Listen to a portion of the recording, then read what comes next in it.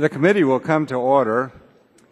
At the conclusion of opening statements yesterday, the chair called up the committee print, Gasoline Regulation Act of 2012, and it was open for amendment at any point. And the chair will now recognize himself for the purpose of offering an amendment in the nature of a substitute. So the clerk would please report the amendment. Amendment in the nature of a substitute to discussion draft offered by Mr. Whitfield of Kentucky. Without objection, the reading of the amendment is dispensed with, and the chair will recognize himself for 5 minutes in support of this amendment. The amendment in the nature of a substitute addresses concerns raised by some of the colleagues at our legislative hearing on the Gasoline Regulation Act. These are very simple amendments. In Section 2, we simply added the Department of Agriculture to the list of agencies serving on the Transportation Fuels Regulatory Committee and responsible for contributing to the final report. Fuels issues do have a significant agricultural component, and that input and expertise from the Department of Agriculture we decided is certainly necessary to help achieve the goals of this bill, and I do want to thank those members who pointed that out because I think it does improve the bill. And then in Section 3 of the bill, as we replaced a reference to analyzing the impacts associated with increases in gasoline or diesel fuel prices to impacts associated with changes in gasoline or diesel fuel prices. So originally, there was almost a bias that, oh, this is certainly going to increase gasoline prices. So our language simply says any change, whether it's increase, decrease, whatever it may be.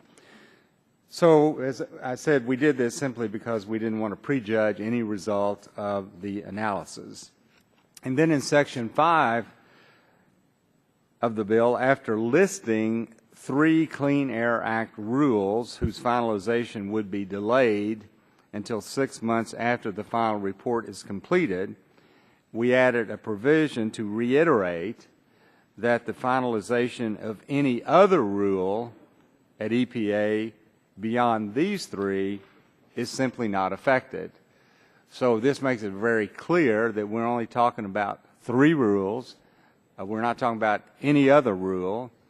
And I think this would allay any concerns that the bill would delay or even preclude other rules from being adopted.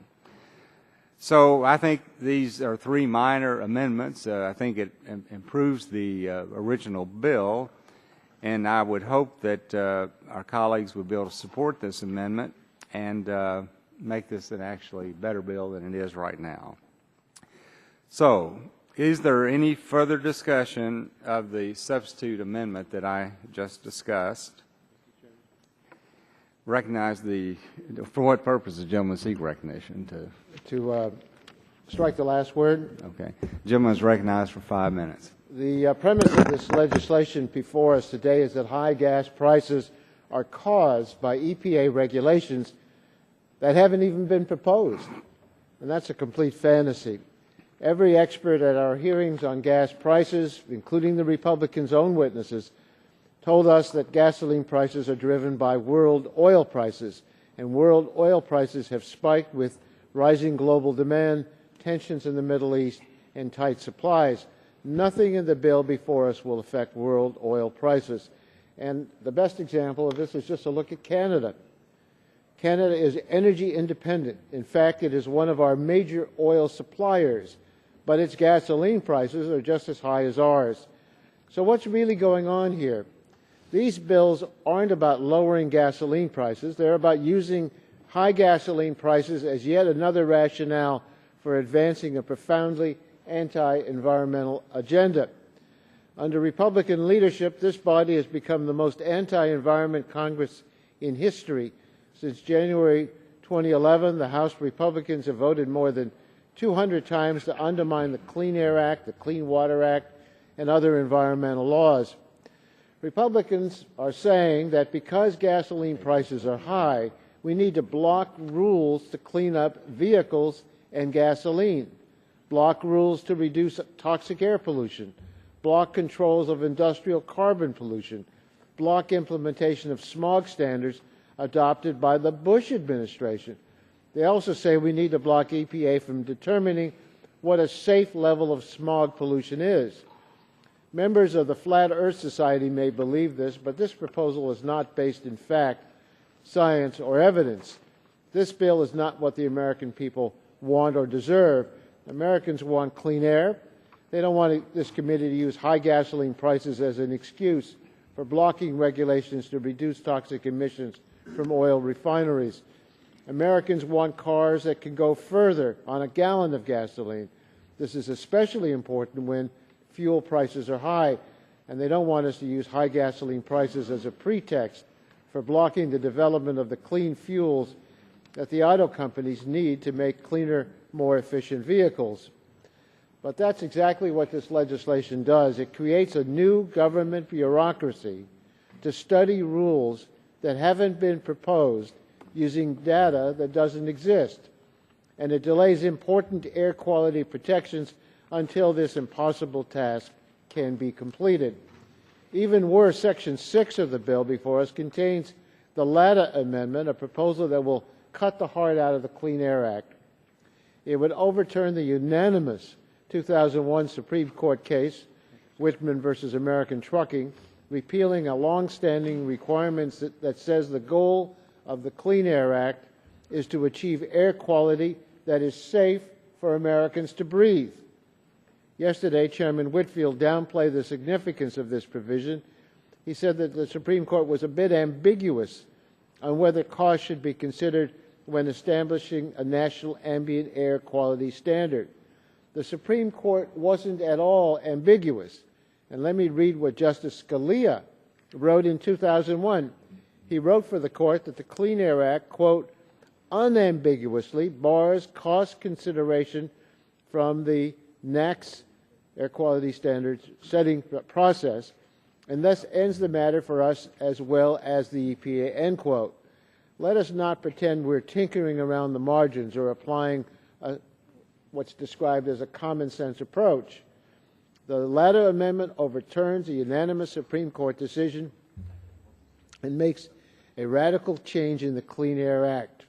If this bill becomes law, it will mean more premature deaths, more debilitating asthma attacks, more school days and work days missed. It says to the American people that Congress values the profits of oil companies over the health of our children. Oil companies will surely benefit if this bill is enacted. Just as surely, American families will suffer. Yield back the balance of my time. Thank you, Mr. Waxman. I might just make one comment. You're right, yesterday I did refer to the Whitman case, but I said that in the Whitman case, the judges in writing the opinion said that since the Clean Air Act was ambiguous on that point, that they were not going to allow cost to be considered. So is there any further discussion on the amendment in the nature of a substitute? For what purpose, the gentleman from Massachusetts seek recognition? I move to strike the last word. The gentleman is recognized for 5 minutes. Thank you, Mr. Chairman. Not long ago, this committee reported the Farm Dust Regulation Prevention Act, a real piece of legislation written to solve an imaginary problem. In fact, before the markup, we were assured that EPA was as likely to regulate farm dust as it was to regulate fairy dust. But instead of taking yes for an answer from the EPA, Republicans continued to insist that the mythical threat of farm dust regulations could only be addressed by a bill that also blocked EPA from setting standards for the dirty soot that gets spewed out of massive mines, smelters, refineries, and some chemical plants. Why did we need to do that? And why do we also need to block EPA from setting standards to reduce levels of toxic mercury, dioxin, global warming pollution, and oil we use? Because if EPA was allowed to do any of those things, Republicans claimed that the economy would suffer. People would lose their jobs. Now that the economy is improving, that's become a much harder sell. So what Republicans have decided to do in furtherance of their efforts to repeal EPA's authority, is to shake their EPA Etch-a-Sketch and write a new bill that provides an imaginary solution to the very real problem of rising gas prices. And surprise, today's bill also repeals EPA's Clean Air Act authority. Can I say that again? Today's bill repeals EPA's Clean Air Act authority. Also would result in dirtier air. Also requires a journey to fantasy land to believe Republican assertions that it will somehow help anyone other than oil companies, refiners, and other corporate polluters. And in the same category of pretend solutions to real problems, today's markup also offers another Republican attempt to convince Americans that the answer to high gasoline prices is drill, baby, drill. This second bill says that the Department of Energy can only release oil from the Strategic Petroleum Reserve if it also puts together a plan to lease more federal land to drill for oil. Never mind that offering land for lease cannot magically guarantee that there is any oil underneath that land. In fact, the Interior Department has already made more than 75% of the offshore oil and gas resources available for drilling. Never mind that offering land for lease cannot magically guarantee that oil companies will bid for the leases. In fact, oil companies only bid for 5% of the offshore areas offered up in the last auction. Never mind that even after they bid for them, they're going to drill upon them. They right now control an area the size of Indiana that they've already bid for and control that they have not yet drilled upon at all. They're just stockpiling it rather than drilling on it. And never mind that, any of this is going to happen at all because what we've seen from the past is that the Republicans oppose any amendments to ensure that any oil drilled on public land stays in this country instead of being sold to the highest international bidder. In other words, what's the point? What's the point of drilling for oil on public lands if the oil is then not sold inside of the United States? And yet the Republicans vote against every amendment to keep the oil here in the United States. So just stop saying that this is all about American oil for America or North American oil for us in the United States if you then vote not to keep it here. You know, if you want to sell it out into that OPEC marketplace, fine, just say it, because that's what your vote is saying that you want to do. So this bill gives the Department of Energy regulatory authority over the Department of Interior and even the Defense Department, because Republicans' oil above all approach apparently knows no jurisdictional bounds. I urge my colleagues to oppose these cynical legislative forays and stop pretending that waving a regulatory magic wand will do anything to save anyone, even a penny at the pump. This is not about Obama. This is about OPEC, oil companies, and Wall Street manipulators of the price. And what the Republicans do on amendment after amendment is oppose anything that does anything about OPEC, about oil companies, or about Wall Street speculators. And that's what this whole debate is going to be all about. I yield back the balance of my time. Is there any further discussion of the substitute amendment? Mr. Chairman. Hello. What purpose the gentleman from Texas seek recognition? The gentleman's recognized for 5 minutes. Mr. Chairman, let me follow my colleague, though, because the concern about offshore drilling, you lease a lot of tracts because there are only a few you can produce on. That's like telling a farmer that cow may only take the size of this table, but you can't have 100 acres and get ag value for that 100 acres because that cow is only eating on that one section. So, you know, obviously there's some misunderstanding of how you really drill an offshore. But I want to quickly state my position on the bills today. The Strategic Energy Production Act combines two previously unrelated government activities: the operation of the nation's Strategic Petroleum Reserve and the leasing of federal lands for oil and gas production. I'm a strong supporter of opening more federal lands in oil and gas production. We should not do so anything to limit or delay the accessibility of the Strategic Petroleum Reserve during an emergency situation or during supply shortages. On the second bill, I want to support I would like to support the Gasoline Regulations Act. Unfortunately, I do not support Section 6 of that bill. The Clean Air Act directs EPA to set the level of each ambient air quality standard based on what is necessary to protect health, including the health of sensitive groups such as children and elderly. Section 6 would require the EPA to take industry costs into account when setting ozone standards. Currently, economic costs come into play when EPA and the states develop the deadlines and plans for achieving the health-based standards. As a result, the compliance deadlines, which take into account costs and can vary according to difficulty in achieving the standards. I also know that before a rule goes into effect, the Office of Management and Budget deal with it. And I know my colleague Joe Barton from Texas and I have dealt with that with OMB before EPA does some things.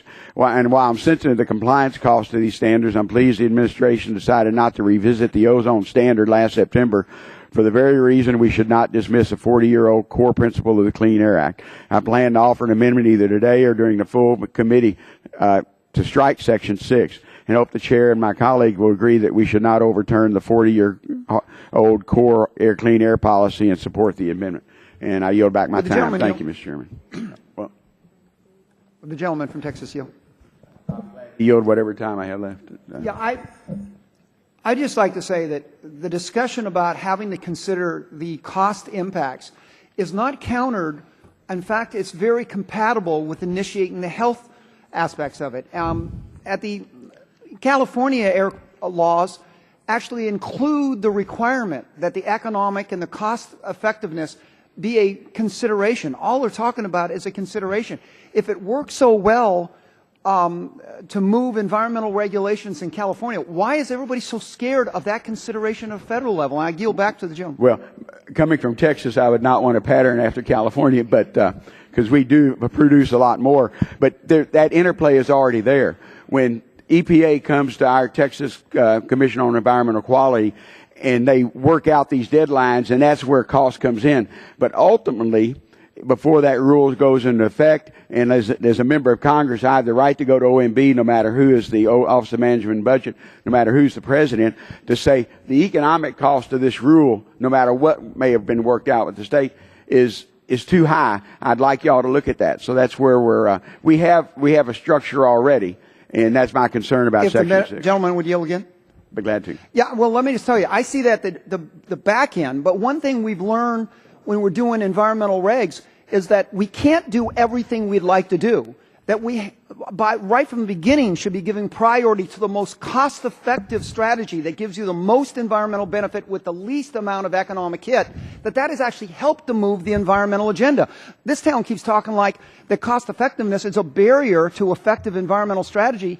Up front, it is proven again and again that it is much more cost-effective to consider cost-effectiveness and much more environmentally efficient to do it up front rather than waiting at the end of the process. I think EPA does some of that already, but again, their core principle is the health-based, and but there is a system in place that we can deal with that. It's not EPA's responsibility to take into consider economic costs. It's also OMB, but also when they work with our states on to develop those deadlines. Well, let me just tell you that the environmental agency should be considering it like any business or any family considers the cost-benefit ratio. There are times that we've actually at the ARB saw strategies that were counterproductive. It was going to cost so much, it was going to be counterproductive to the environmental strategy, and we totally reversed our rulemaking based on a cost-effectiveness that actually helped the environment in the long run. So I just think that too much of this town argues as if they're conflicting agendas, and they're not. Well, I think there's a system in place, Mr. Chairman. I know you've been patient, that we don't need to change it based on taking away, because there is a way we can get at these issues. Gentleman's time has expired. Does anyone else seek recognition for discussion on the substitute amendment? Seeing no one seeking recognition, are there any bipartisan amendments to the substitute amendment? Are there any amendments to the substitute amendment? For what purpose does the gentleman from Illinois seek recognition? An amendment and the desk D02. The clerk will report the amendment. Amendment to the amendment in the nature of a substitute offered by Mr. Rush of Illinois. The gentleman from Illinois is recognized for 5 minutes to explain his amendment. I want to thank you, Mr. Chairman. Mr. Chairman, while high gas prices are on the minds of each and every American family. Unfortunately, the bill before us here today will do nothing to address those concerns. The Gas Regulation Act of 2012 uses the backdrop of surging gas prices as a ruse to once again attack the EPA and the Clean Air Act without doing a single thing to actually address the costs that Americans are paying at the pump. This is cruel, Mr. Chairman. Mr. Chairman, instead of looking into how the role of speculators impact gas prices, as I have requested in a March 15th letter, or holding a hearing to determine why big oil profits increased by $2 million for every additional penny that Americans pay at the pump, the majority party is again seeking to attack the EPA and dismantle the Clean Air Act. This is cruel, Mr. Chairman. As we heard from Gina McCarthy, the Assistant Administrator for the Office of Air and Radiation in the subcommittee hearing, this bill, and I quote, does not address the reasons for the recent increase in the price of gasoline, while rolling back core aspects of the Clean Air Act, which was passed on a bipartisan basis and signed by a Republican president. This is cruel, Mr. Chairman. Mr. Chairman, I have an amendment that will address the issue of whether or not this bill would directly impact gas prices. My amendment simply states that, and I quote, not later than 90 days after the date of enactment of this act, the administrator of the Energy Information Agency shall make a determination as to whether implementation of this act is projected to lower gasoline prices in the United States within 10 years, end of quote.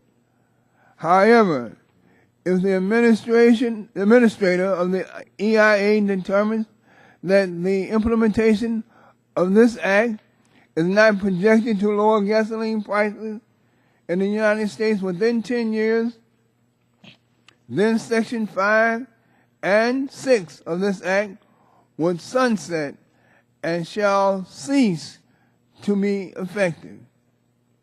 Mr. Chairman, this subcommittee should not use the premise of the suffering of the American people as regards to high gas prices to remove long-standing Clean Air Act requirements for the EPA to set ambient air quality standards at the level necessary to protect human health. Nor should the majority attempt to block and delay several EPA air quality and public health protections under the guise of falsely claiming that these attacks on EPA would actually reduce gas prices. Time and time again, over the past year and a half, this very subcommittee, under the majority party's leadership, has tried to roll back provisions of the Clean Air Act at the behest of a few of the nation's dirtiest air polluters. This is cruel, Mr. Chairman, and once again, I urge my Republican colleagues to stand with the American people and allow the agency and the laws that we have put in place to protect the public health to do the job that this Congress and previous Congresses established them to do. Mr. Chairman, with that, I urge all of my colleagues to vote for the Rush Amendment, and I yield back the balance of my time. Does anyone seek recognition to oppose the gentleman's amendment? In that case, I'll recognize myself to respectfully oppose the gentleman's amendment.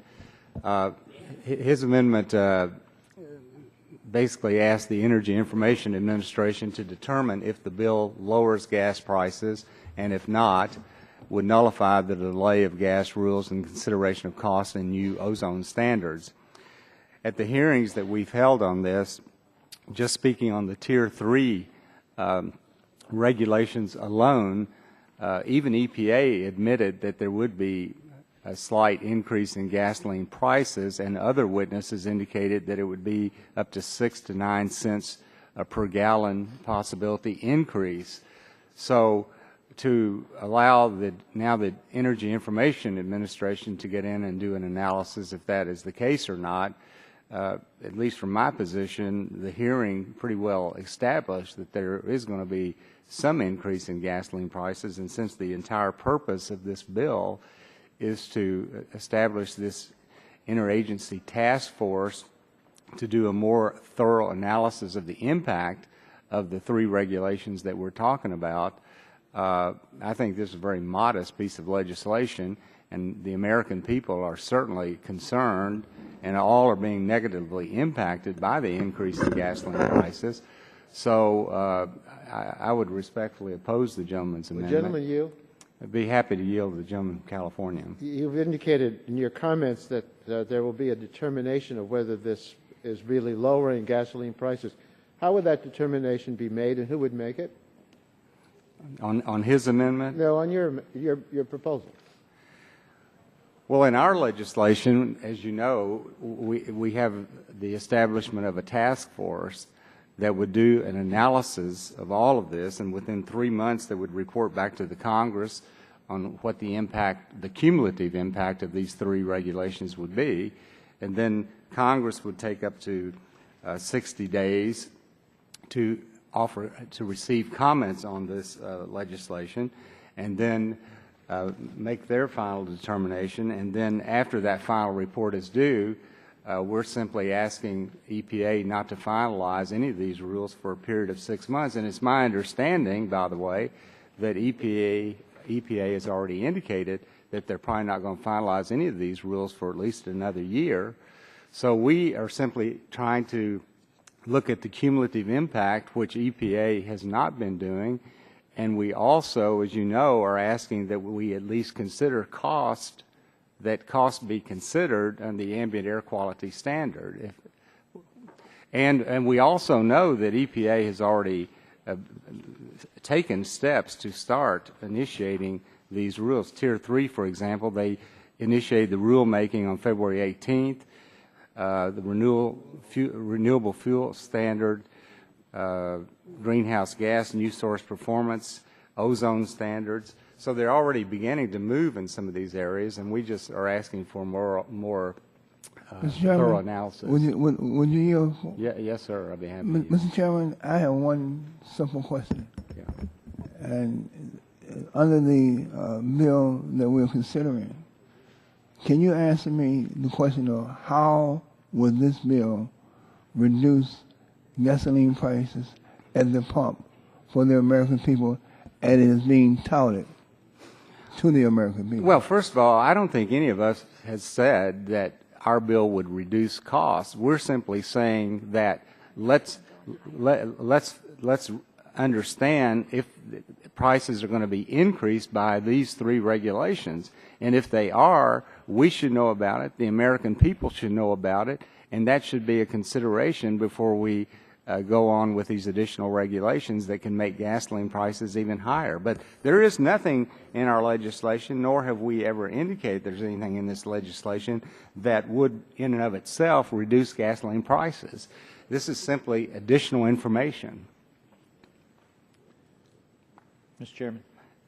Mr. Chairman, will you yield? I'd be happy to yield the gentleman from Virginia. Mr. Chairman, is what you're trying to say is that we shouldn't be like lemmings who are just leaping off on faith, that we should have information that we're actually leaping into something that makes sense for the American people before we go forward, and that's what this bill does. It just says, let's look before we leap. Is that what you're trying to say, Mr. Chairman? Absolutely. And particularly at this time when we are faced high gasoline prices, and we're not dictating anything, we're saying let's get the information.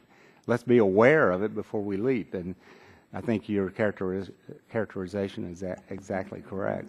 My time's expired. Does anyone else seek recognition? Yes, sir. The gentleman is recognized for 5 minutes. Yeah, I wish to be recognized in support of the Rush Amendment. The whole bill that we have before us is premised on this is the Republican approach to lowering gasoline prices.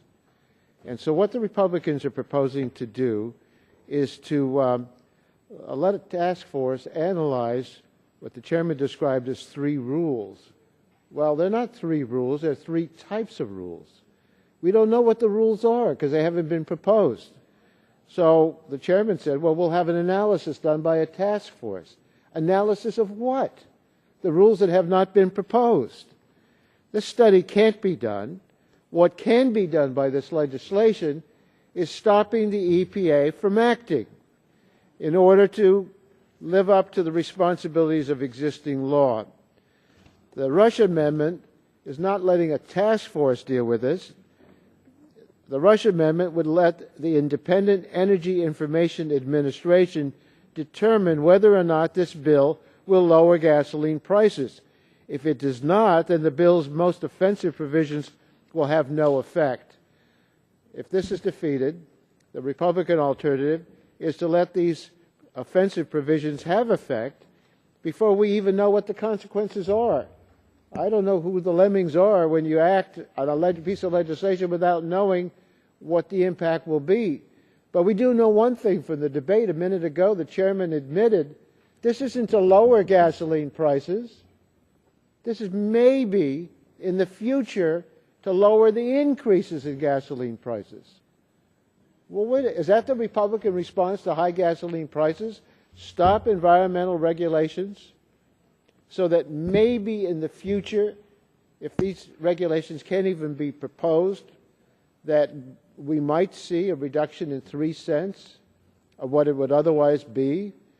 I just think this bill is premised on half-truths and misrepresentations about why gasoline prices in the U.S. have increased over the last few years. And they have increased because the price of oil has increased according to the world market. But the Republicans are still insisting that more drilling will lower gasoline prices and stopping regulations will lower gasoline prices. Gasoline prices peaked at more than $4 a gallon when George W. Bush was president. And no one could say that he was anti-drilling. Republicans are seizing on the political opportunity that they see right now to blame President Obama for high gasoline prices. Well, experts and common sense agree it's the global financial crisis and recession that caused oil prices to plummet worldwide at the end of 2008. Republicans on this committee have actually claimed that President Bush produced the rapid drop in oil prices at the end of 2008 by lifting the moratorium on new offshore drilling. This would be quite funny if they were not misleading the American public about something that's no laughing matter to families that are struggling to get by. And today we're considering a bill premised on the false notion that blocking future EPA rules to reduce air pollution, rules which have not even been proposed, will somehow reduce gasoline prices. This is really quite a lot of folly. I support the Rush Amendment because we ought not to stop these regulations until we know whether there will be any consequence to gasoline prices. Will the gentleman yield? Yes. I just want to point out that only 3 rules we're talking about, all of them have been initiated already at EPA. And we're simply asking for a more thorough analysis, but even by their proposed rule deadlines, this legislation would not really delay the implementation of it. It would simply provide additional information. Well, reclaiming my time, some of these rules have been initiated, but some of them have not been initiated. And we're stopping those rules as well. We don't know what those rules are or what the consequences would be. It's not just 3 rules. It's 3 types of rules that can involve a number of different rules. I'll yield back to you if you want. Yeah. Well, it's my understanding that all 3 of these rules have been initiated. They have not been proposed. Well, may I ask, would you object if we ask council? No, certainly. Let's get... I'd like to ask the council, have these 3 rules that are the subject of this legislation been initiated at EPA? Yes, they've been initiated at the agency. They've not yet been proposed, but the Tier 3 rule was initiated according to the agency's website on February 18th, 2011. A small business panel, review panel, was convened on August 4th, 2011, and EPA projects proposing the rule in July of 2012. Well, I'd like to ask you a question. Has the NSPS for oil and gas refineries been proposed? For greenhouse gas? It had not been proposed, but the greenhouse gas new source performance standards and the rulemaking that's being done pursuant to the settlement that was entered into. But it hasn't been proposed. It hasn't been proposed, but it was initiated on I January know 6th, it's been initiated, but it 2011. hasn't been proposed. Well, we would stop it before we know what it is. Isn't that accurate? It was initiated in January 2011. Initiated and is not the same as proposed, right? That's correct. Okay. Mr. Chairman, I stand by However, my support of EPA the... Excuse me, did you... has entered into a settlement committing to issue the standards, and according to the settlement that's posted on the website, the standards are to be finalized by November of this year. Well, I mean, Mr. Well, Waxman Mr. Chairman, reclaiming my time, and how did I get it? Well, I had asked the council a question, but the gentleman from California is correct. These rules have not been proposed, but they have been initiated, and analyses are being conducted at this time, and we're simply, in this legislation, asking that they look at additional information. How can you do an analysis of a rule that hasn't actually been finalized? Well, and you know, what I've Mr. never... Rush's amendment would do is have the Independent Energy Information Administration determine whether or not this bill will lower gasoline prices. And I think we ought to have a disinterested official agency do that job, and that's why I support the Rush amendment. Well, I would say that, I'm puzzled by a lot of things they do at EPA, but they are analyzing these proposed, even though the rule has not been proposed, they've initiated the procedure to propose the rules. So, And, Mr. Chairman, would you yield? I yield back my time, Mr. Chairman. Gentleman yields back his time. Is there any further, for what purpose the gentleman from California seeks recognition? Strike the last word. The gentleman is recognized for 5 minutes. Mr. Chairman, as the old saying goes, those who don't learn by history are condemned to repeat it. I guess the one thing you'd look at is there is one side that's saying that the regulations have no impact at all. Won't affect price, that those strategies go on. If there was any place in the United States, and I know you get tired of California saying this, that have implemented a lot of regulation and also had a lot of impact, is California. If you look at this graphic again, let's do some forensic review of what past actions have done to the price of fuel at the consumer level. Take a look at that graphic and tell me that this committee should not only be telling the administration to look at what impact these regulations could have on future fuel prices, but we should be sitting down and taking a look at this graphic and say, why does California have almost a total red zone when it comes to consumer cost of energy and especially gasoline? What is going on and has gone on over the last couple decades in California that has created a map that shows greatly exactly how much more clear can you be that something's going on in California that's driving up the price of gasoline? And let us learn from the mistakes of the past. And even if it's the mistakes of the state of California, I think we all can learn, though belatedly, that there's an approach here. And let me just explain to you. We have the strongest environmental regs when it comes to gas refineries. We have the strongest environmental regs when it comes to gasoline mix. We have duplicative requirements from the federal and the state. We import over 50% of our oil now from the Straits of Hormuz. Our supply from Alaska has dropped off, and that's the outcome right now. Now, Mr. Bilbray, you're just saying that. Great. Then let's have a committee hearing. Let's allow Democrats and Republicans face off with that map and allow the gentleman from California on one side and the gentleman from the California on the other side explain to America why what is not projected, what is projected for America isn't that whole map If you follow California, that entire map will be within our lifetime red. Will be those outrageous Will the gentleman gas prices. yield? Yes, I yield back. I see that map, and would you explain what does the red color actually mean? The green and the yellow are the lowest gas prices. The red is the highest gas prices. And I'm not asking anybody to project what might happen in the future. I just want us to admit what has happened, what is there today, and how does supply and government regulations affect the impact of the price of gasoline at the tank. I'm not asking us to guess what's going to happen in the future with future regulations, which we need to take a look at what we're doing, do no harm. But let's look back forensically and look at what we've done in the state of California. And why is the consumers in the state of California paying pretty much $1 higher in San Diego for a gallon of gasoline than what somebody in Houston is paying? I'm asking that this committee take a look at that and learn from our past mistakes and accomplishments. Would gentleman yield again?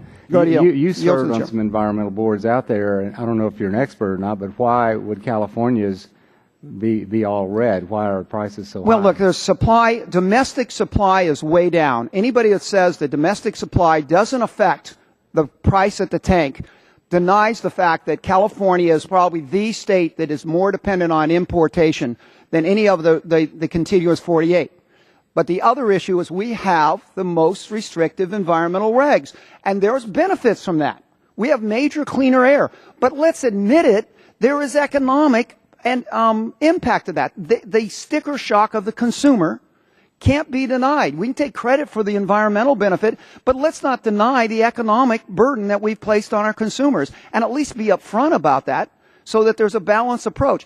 I would just ask that we try to, again, look at that map, look at what's happening in the past, and try to learn, at least during these tough times, when we're asking Americans to do without, they're going through tough periods, if there was any time for us to be sensitive to the effect of our government regulations and our lack of supply on the consumers, not just in California, but across this country, then frankly, now's the time to do it.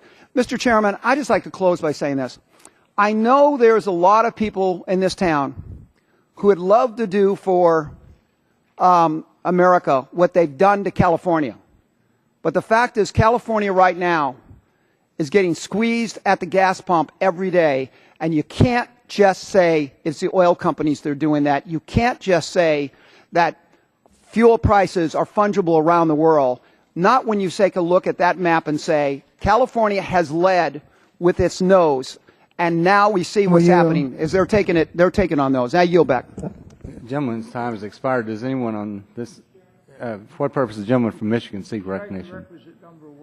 Gentleman's recognized for 5 minutes. Mr. Chairman, I begin by expressing great respect and affection for you and my colleagues on the Republican side of the aisle, and also speak in more sorrow than anger. And I do observe the issue of gasoline prices is a serious one, and it's going to keep on being a problem as we try to continue growing the American economy and getting our people back to work. I appreciate it that the committee is recognizing these concerns.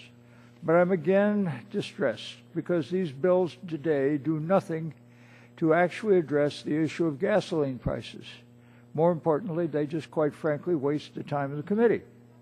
The so-called Gasoline Regulation Act attempts to address gasoline prices by adding another level of federal bureaucracy through a newly created interagency committee that includes 7 cabinet-level members who will study 4 different EPA rules. It is most curious, and I'm surprised that my Republican colleagues who have been so critical how this administration has addressed gasoline prices would turn around and now ask the same members of the administration that they've been criticizing to study these rules and how they affect prices. Additionally, Mr. Chairman, none of these rules have been proposed by the EPA. It seems that if we're going to have them study something, it ought to have been proposed. Is this a completely irrelevant, empty bill that is just for political game and has no policy substance? In fact, this bill would direct cabinet-level officials to drop everything they're doing and examine rules that do not now exist and whose scope has not yet been defined. As my colleagues all know, There is already a process in place for the departments and agencies to review the comment and to also comment on proposed rules during the interagency review process. It is certainly confusing as to why now we wish to again duplicate a process that's already in place.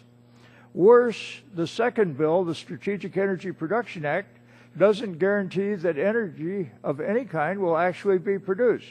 The bill simply states that the percent of federal lands available for oil and exploration leases shall increase proportionately to the Strategic Petroleum Reserve released. Perhaps this is desirable. Does it mean we're simply going to be drilling for drilling's sake? Does it mean that we will simply be digging holes for no benefit? Under the current administration, domestic oil production is at its highest point in 8 years, and the Energy Information Agency, which gave me this information, projects continued growth in domestic oil production throughout the next year. The Energy Information Administration says that much of the crude oil trading happens in the over-the-counter markets. There is no requirement to disclose the data on these markets, and estimates that place the range from 470 million barrels traded per day to much more. The world only consumes 88 million barrels per day of liquids. This means that enormous amounts of petroleum products are being put into speculation. And the result of that, this committee has found, and the Oversight Subcommittee in previous Congresses has found, is causing us to see a tremendous amount of speculation which has one impact upon the market, and that is to increase costs to consumers.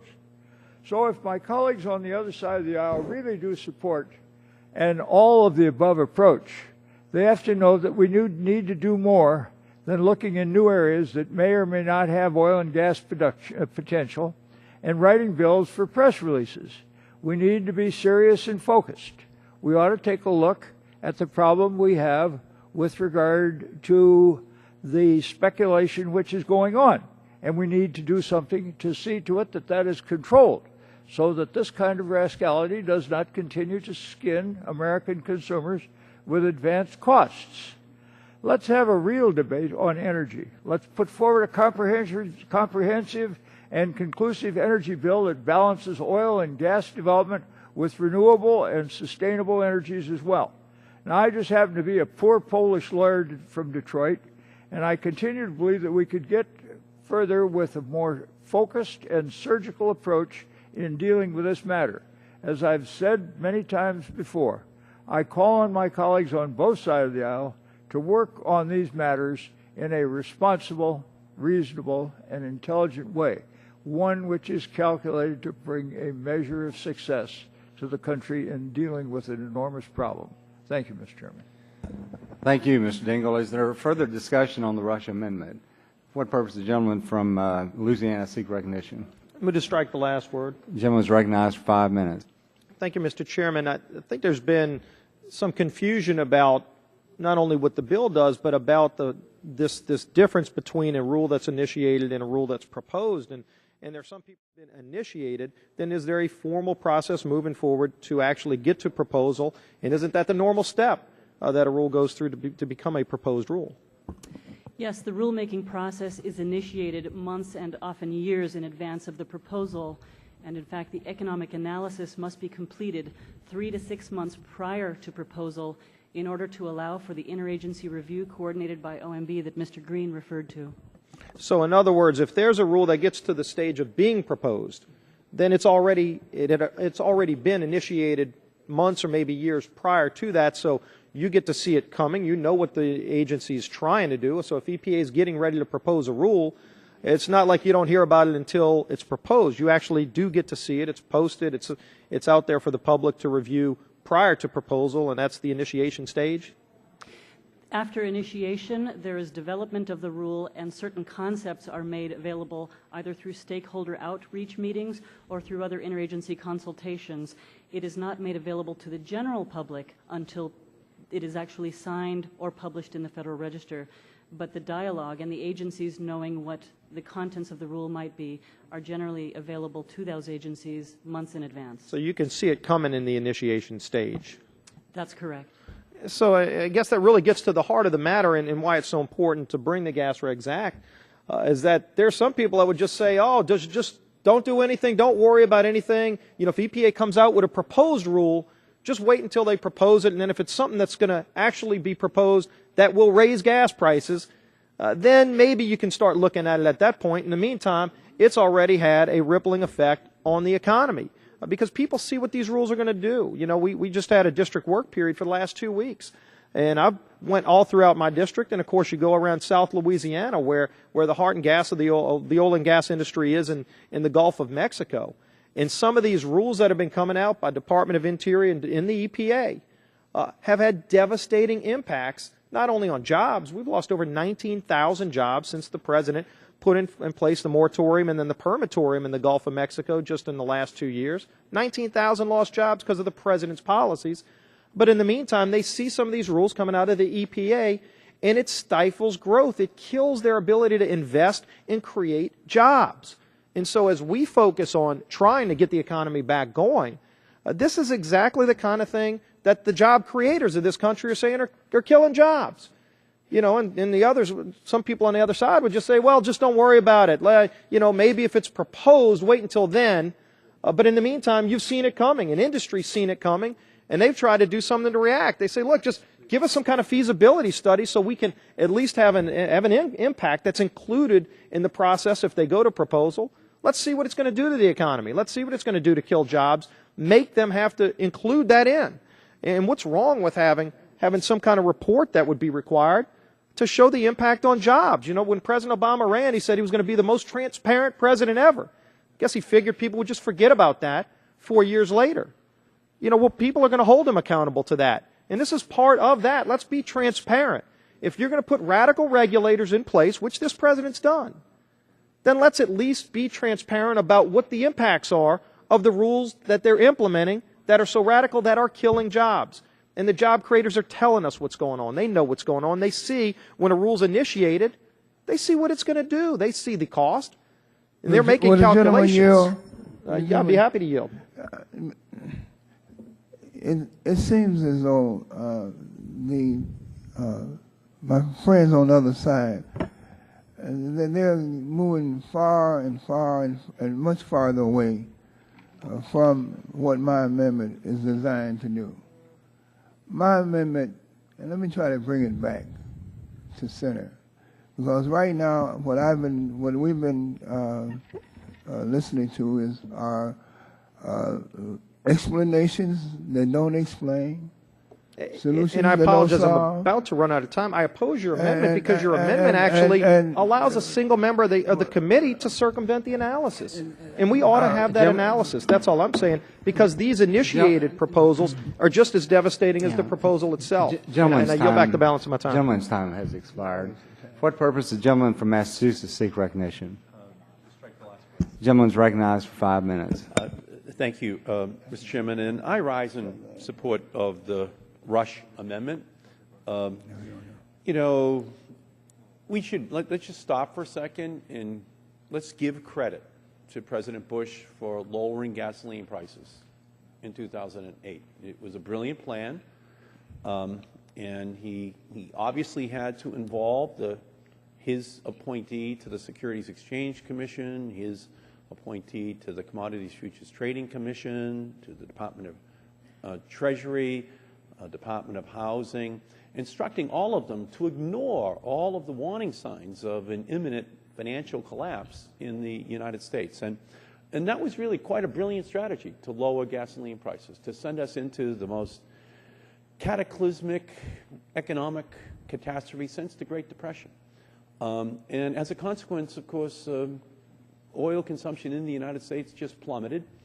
We were able to actually, and congratulations, President Bush, spread this recession across the entire planet. So oil consumption across the planet plummeted as well. And as a consequence, lower gasoline prices were available at the pump.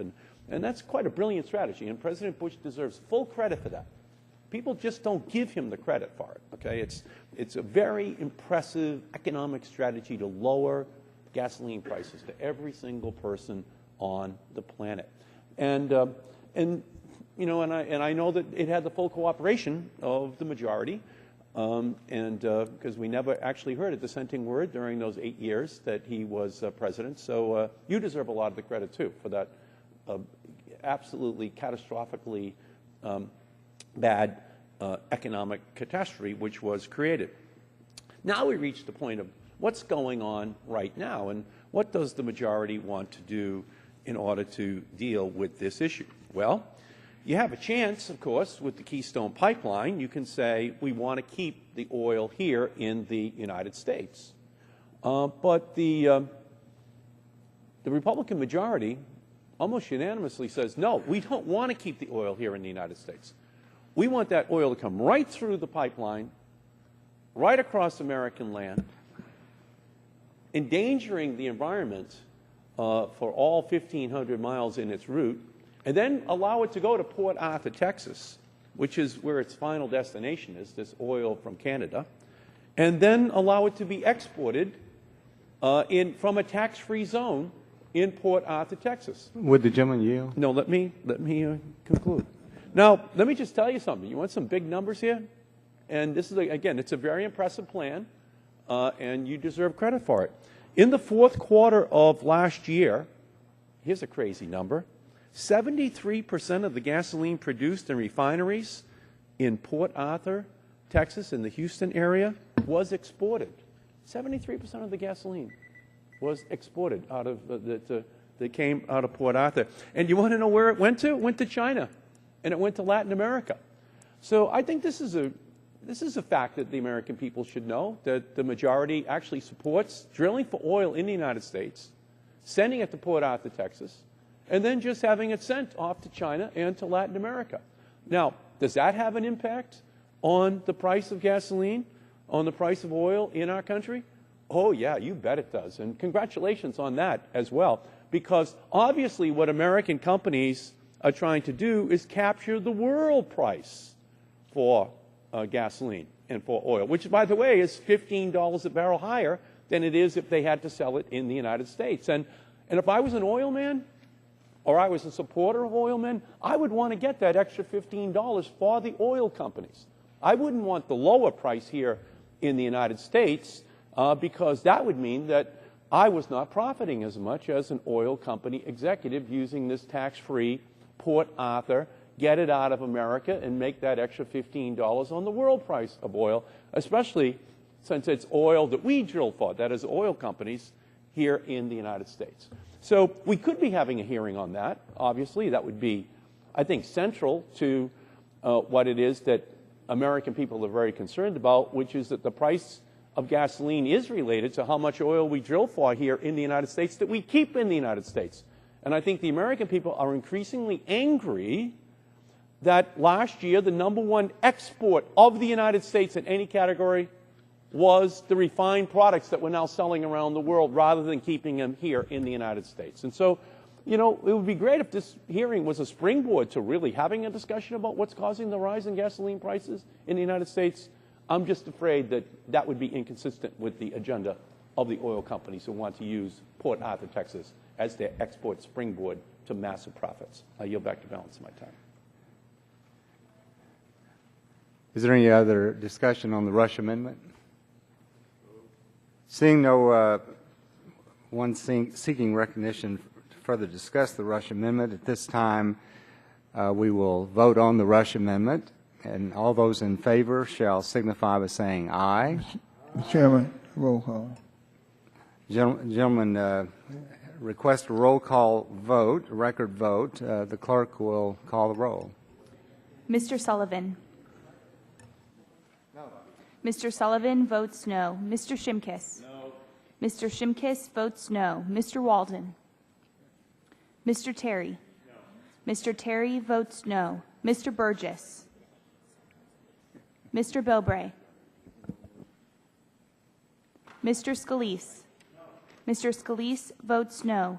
Mrs. McMorris-Rogers. No. Mrs. McMorris-Rogers votes no. Mr. Olson. No. Mr. Olson votes no. Mr. McKinley? Mr. McKinley votes no. Mr. Gardner? Mr. Gardner votes no. Mr. Pompeo? Mr. Pompeo votes no. Mr. Griffith? Mr. Griffith votes no. Mr. Barton? Mr. Barton votes no. Mr. Upton? Mr. Upton votes no. Mr. Rush?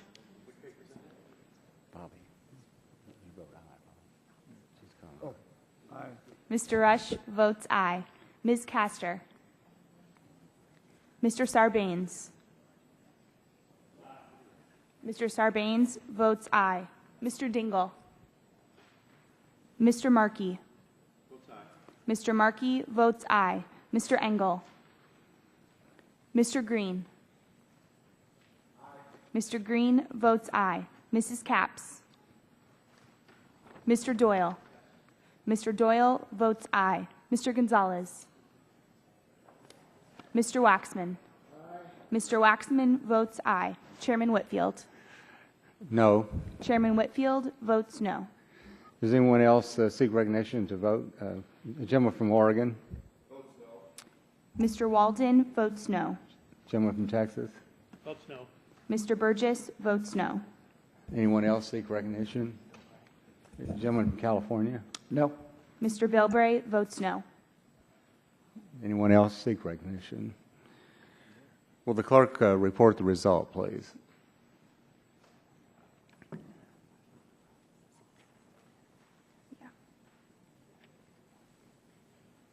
Mr. Chairman, on that vote, there were 6 ayes, 16 nays. On that vote, 6 ayes, 16 nays, so the amendment is rejected. Are there other amendments to? For what purpose does the gentleman from Texas seek recognition? Mr. Chairman, I have what I hope is a non-controversial amendment at the desk. The Amendment clerk will report the amendment. It's Barton 02 XML. Amendment to the amendment in the nature of a substitute offered by Mr. Barton of Texas.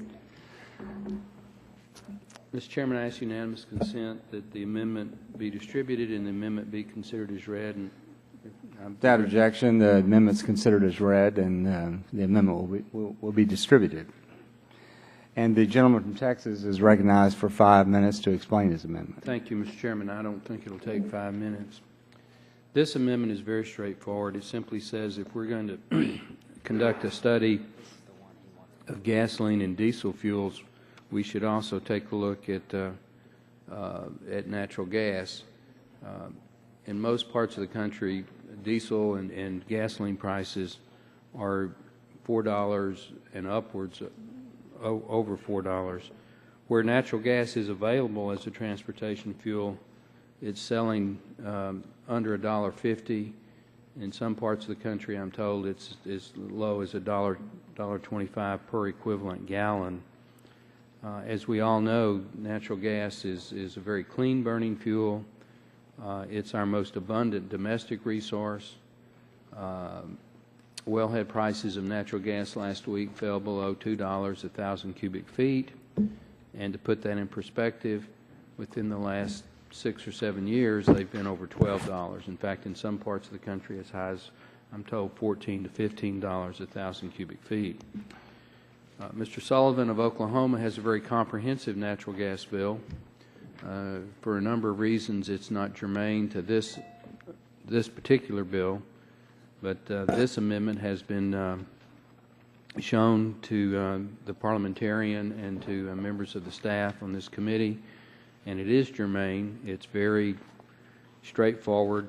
If we're going to look and review gasoline and diesel fuel, it's my belief that we should review natural gas also, and that's what this amendment does. So I would ask for support on both sides of the aisle and be happy to answer questions, or if there are none, I'd be happy to yield back, Mr. Chairman. What purpose, anyone seek recognition on this side of the aisle? For what purpose does the gentleman from California seek recognition? Strike the last word. The gentleman is recognized for 5 minutes.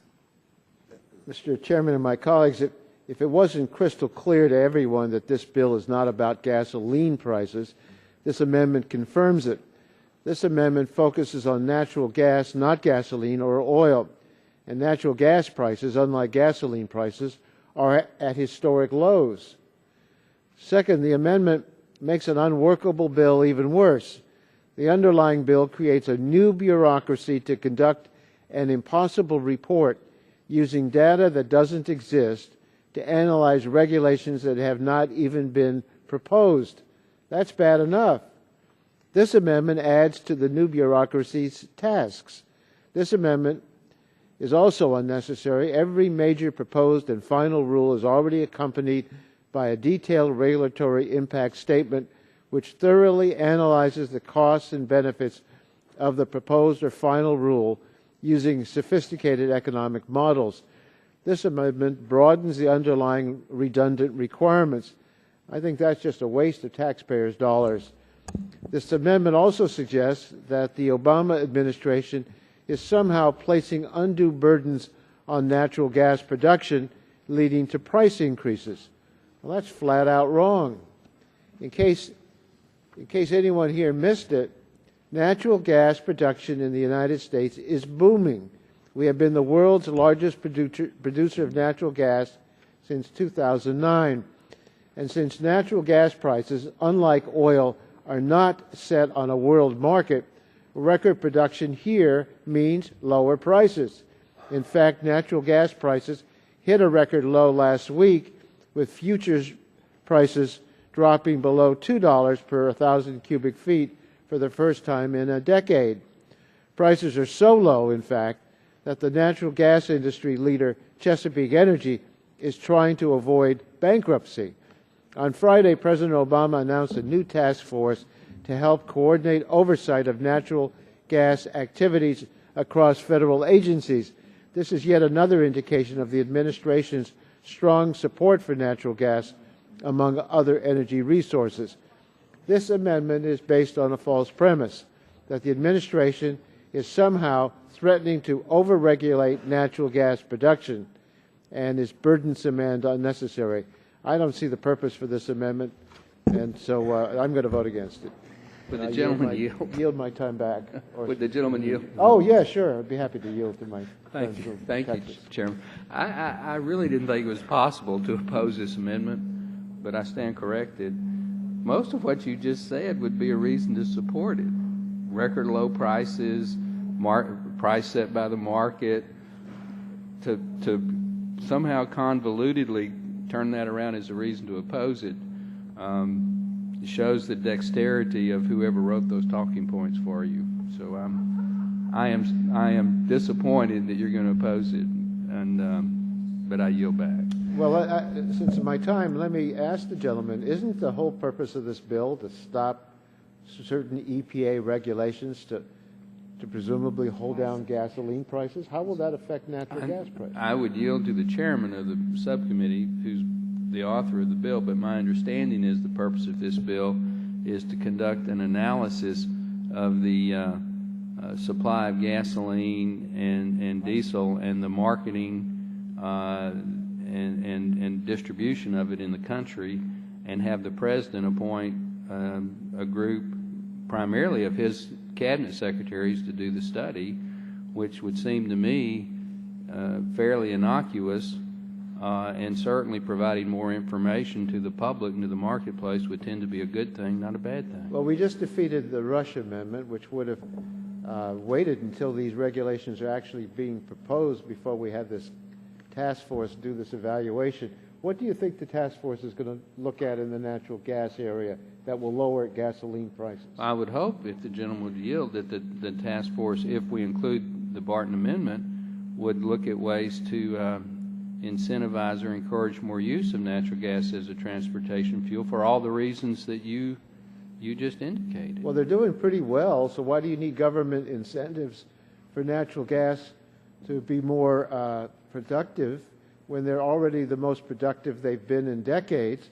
The market seems to be working pretty well. The market is working wonderfully well on the production side, but as you well know, on the infrastructure side, the distribution and the retail side, the sunk cost and fixed cost of infrastructure make it more difficult, I won't say impossible, to, So, well, this to task break force into the retail. would have to but come that in would be with- something that the task force could take a look at. Yeah, and they could come in with recommendations, and we'd have to pass legislation. I don't think we need a task We force don't for necessarily that. have to pass And I don't think it legislation. ought to be in this bill. I don't think it harms the bill. It doesn't make the bill any Gentlemen, better. time's expired. I would like to recognize myself to speak on this amendment.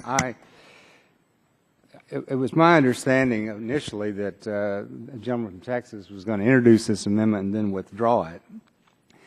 And so I haven't thought this through completely, but the purpose of this legislation was to examine the cumulative impact of 3 specific EPA initiatives on gasoline prices. The Tier 3, the new revised performance or emission standards applicable to refineries, petroleum refineries, and the new ozone standards.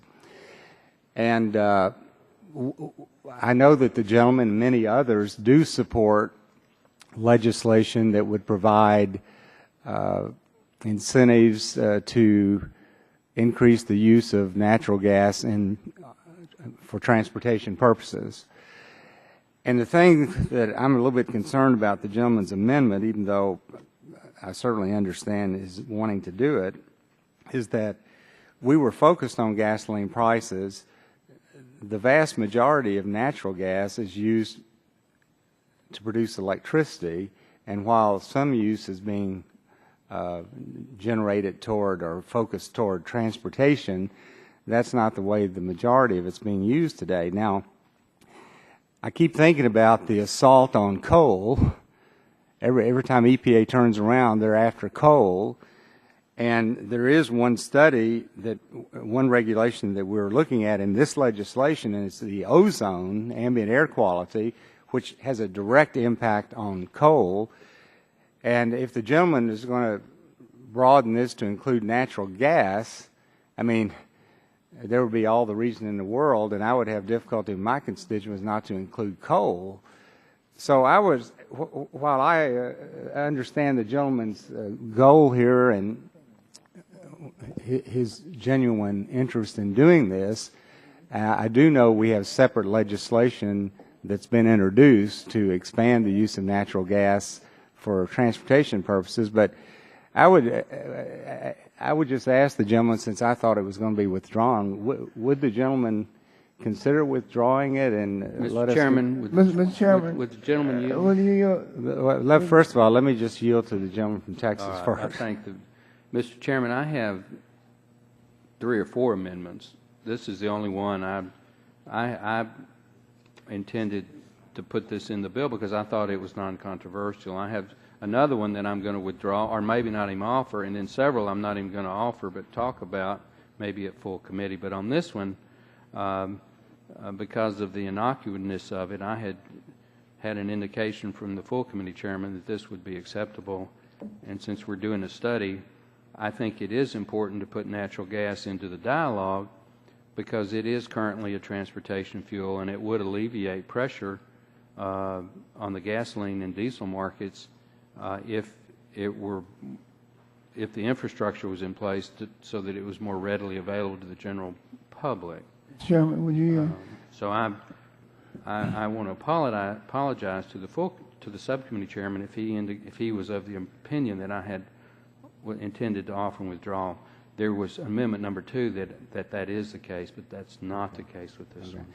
I yield the gentleman from Illinois. Mr. Chairman, this bill is less than meaningful anyway. It really doesn't have any effect on the price of gasoline, and it's a bill that I think of as being nothing but congressional goulash. So why don't we just add this amendment to the bill? Because I just think that, why not look for the prices of okra or the prices of something else? And it really have about as much meaning to the essence of the bill and the reduction of prices at the pump as anything else. So let's load it up. Well, it's goulash. Reclaiming my time, you call it congressional goulash.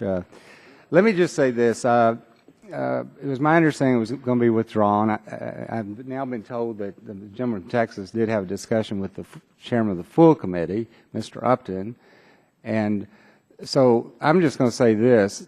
Because of the immense pressure on coal and because of the difficulty that I would have doing this and not doing something about coal, the other committee members can do whatever they want to, but if we're going to have a vote on this amendment, I'm just going to have to vote no personally. The other members, do have what they have to do. But with that, I would yield back balance of my time. Mr. Chairman, could I ask unanimous consent that the gentleman from Texas amendment be modified to include coal as well? Said it's okay by him. Would the gentleman also include nuclear? Would the gentleman also include nuclear? Mr. Chairman, anybody want broccoli? For what purpose? For what purpose does the gentleman from California seek? Well, Mr. Chairman, I have a pending unanimous consent request that the amendment is the Barton amendment include coal as well as. Well, let me just say this: I'm going to object to it myself because we're talking about transportation here, and as much as I want to protect coal, I'll object to that. But, Mr. Chairman, strike the last word. Gentleman's recognized for 5 minutes. Mr. Chairman, sadly, this should be an issue where we can start agreeing. The issue that is before us on this bill is the price of gasoline and how it's affecting consumers. Can Democrats and Republicans both agree that our goal is to reduce the monopoly that gasoline has on transportation fuels for the automobile options? This is where coal, in all fairness, does not have the potential of giving the consumers an opportunity to break the monopoly. Natural gas is the... That's not a correct statement. There is liquefied coal. Excuse me. The fact is, within the decade, the option that's available to the consumer within the foreseeable future is natural gas slowly phasing in and replacing a dependency on traditional gasoline. And I think the gentleman from Massachusetts will agree with me on the fact that we have not done enough to give the consumer the opportunity to choose between one fuel mix the other. And I'll challenge any of you here, because I think if you saw the renewable fuel article about those who walk the walk, this member was recognized as one of the top 10 on renewable fuels, even though my problems with ethanol. I'm very proud of my fight on algae fuel. But the fact is, within the decade, if we want to give the consumer the ability not to have to buy gasoline, the best option is to maximize the opportunity that is created with a situation where 85% of the single-family homes in urban areas are plumbed now with natural gas. Natural gas is not only the cleanest fuel out there of the fossil fuels. It's so clean, it's cleaner than propane, which is legal under OSHA to be used interior. It is that clean. But it is the only fuel supply that is going to be available with enough BTUs within the decade to do anything like impact the price of gasoline by reducing demand. It is the only one. This is someplace that Republicans and Democrats should be able to agree on. And sadly, instead of us talking about providing the consumer the opportunity to be able to take the natural gas that runs through their water heater and bridge the 3-foot gap between the car parked in the garage and the water heater in the garage. Instead of us talking about developing the capability of a consumer being able to say, I'm not going to go to the gas station tomorrow morning, tonight I'm going to fill up my tank with natural gas. We spent $500 million on thin film technology that's a big scandal. And I'm not saying we don't make mistakes, but the greatest mistake I think we have made on both sides of the aisle is denying the fact that natural gas is the only option, both from environmental and economic. It is the only place we're going to find the BTUs within the decade to be able to give the consumer the option not to be dependent on traditional gasoline. Gentlemen, yield. In other words, you think that we ought to put this amendment in because natural gas offers for transportation a useful alternative for oil. Is that? And I think it is. I think it is The only option that we have I to think provide your argument makes alternatives good to sense, and gasoline I'm that gonna will reduce the price of gasoline. That I'm was going the to reverse incentive. my position and support the Barton Amendment, because natural gas is an important area where we can look to another alternative, and that would lower gasoline prices. So I'll join you. And I appreciate the gentleman from California. I know the gentleman from Massachusetts. Let's face it, guys, natural gas has been the stepchild. Traditional fossil fuel people haven't adopted it because they've looked at it as a power plant option and not as a transportation element. And the so-called environmental community that's been out there has tainted it because it's not so-called renewable. The fact is it's clean, it's available, and consumers should have access to it. And sadly, over the decades, this member has watched that public agencies have restricted the ability of consumers to get it in their home. I think we should be working together to provide that option. So I'd ask that we include this in the motion and we start saying maybe this is the one place Democrats and Republicans can work together to give consumers options and to clean up the environment and to reduce the price of gasoline. And I yield back. Okay, now let me get our procedure straight here in my own mind. You mentioned a motion, Mr. Bilbray. You mentioned a motion. Had you made some sort of motion? Or you're supporting the Barton Amendment. Okay. I said, Mr. Chairman, with the chairman yield. Yes, sir. Mr. Rush or you or Mr. Waxman indicated that you wanted to include coal, and I said I would not object to coal being included. Then somebody said I broccoli, objected to it because it's not nuclear. really a transportation fuel. But I am a proponent of coal, and as you know, there are projects out there that liquefy coal and use it as a transportation fuel, and they're worthwhile. So I'm not opposed. If you're not opposed to including coal, but I don't see how we cannot have a discussion on natural gas as a part of the solution to our transportation pricing for gasoline and diesel, because one, it is abundant, two, it is low price, three, it is domestic, Clean. and four, it's environmentally clean, and five, it's beginning to have some penetration in certain areas of the country in the market. Well, I'm not. Did I have the time, or was it's your time? Mr. I'm going to. Okay. The only argument I'm making is this: that we have high gas prices now.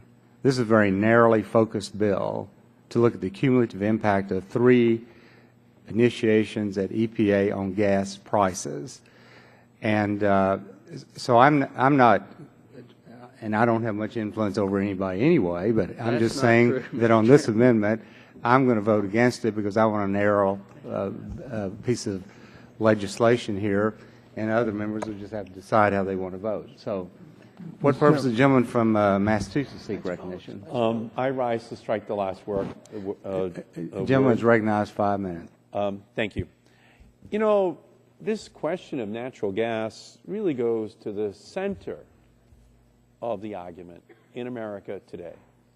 And how we can have a revolution in electricity generation, moving from coal to natural gas, which is already happening at an accelerated pace.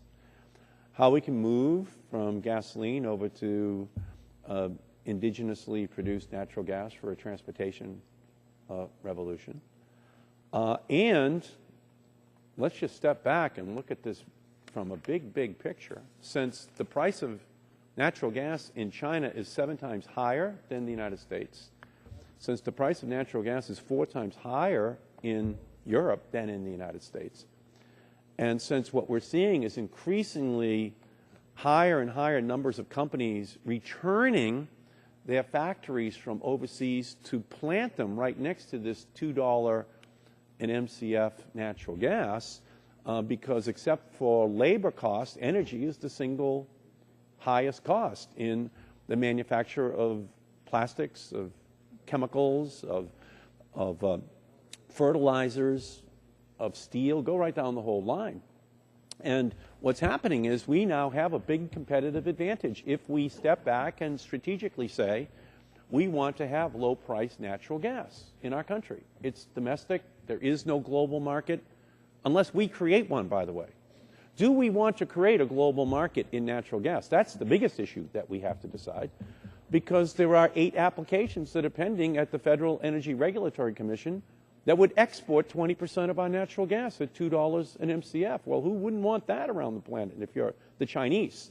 So right now we're importing these goods from China and other countries because people say we can't compete. Now, what does the oil and natural gas industry want? What does China want? They want us to export the natural gas so they can have our natural materials.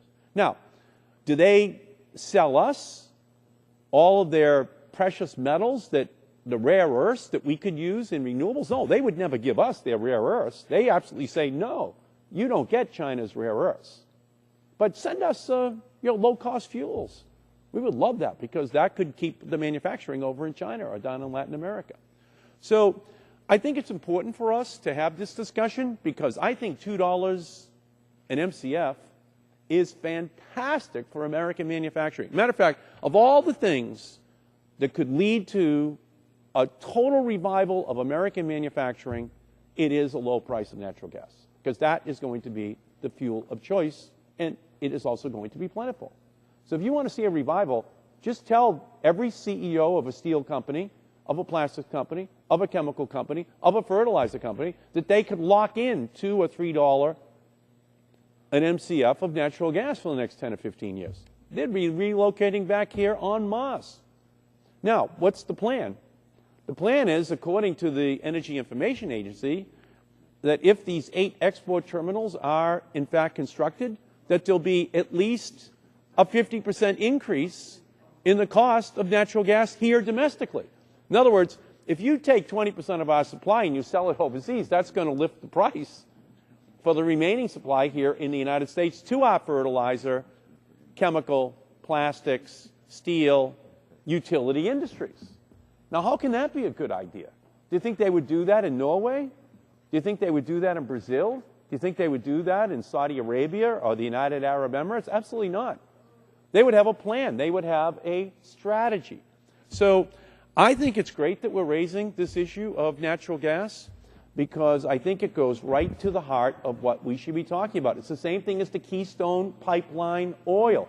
Keep it here in America. Will the gentleman this yield? Is American oil for Americans. It is American natural gas for American manufacturers. Low cost, available, plentiful. And by the way, the supply of natural gas went up 9% in the first 3 months of this year. It continues to skyrocket. That's great for our country.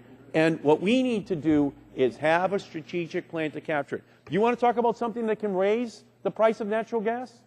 You want something that talks about making it hard to convert over from gasoline to natural gas vehicles in the United States? Talk about exporting 20% of our natural gas. That's the single greatest threat to using natural gas as a substitute for oil in automobiles, in large vehicles in our country. And I just think it's something that if this committee doesn't study it, we're missing the big historic story that's going on in our country right now. I yield back to balance my time. What purpose does the gentleman from Illinois seek recognition? Strike the last word. Gentleman's recognized 5 minutes. And I'm glad to see my friend and colleague, Mr. Engel, show up, because I didn't know we were up on Wikipedia, but some of this debate that we're having really pertains to a bill that Ellie and I have both offered, and it's the Open Fuel Standard Act, which we're going to have a hearing in my subcommittee on Thursday.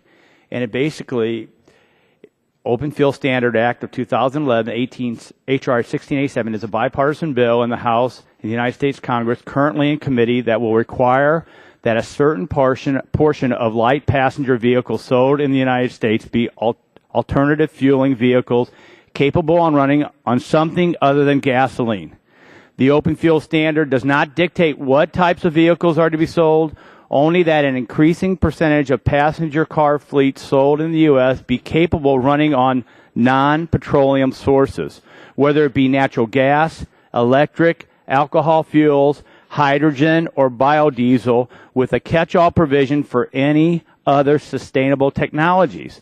This bill is intended by its sponsors, Mr. Engel and I, to ensure that new vehicles are enabled fuel competition so as to reduce the strategic importance of oil to the United States. So I just use this opportunity to thank Elliot for joining. This is the right debate. I don't know if it's the right bill, but it's the right debate, and it's a good group of bipartisan sponsors on the bill, and I want to thank him for that. And I'd like to yield to my colleague, Mr. Engel.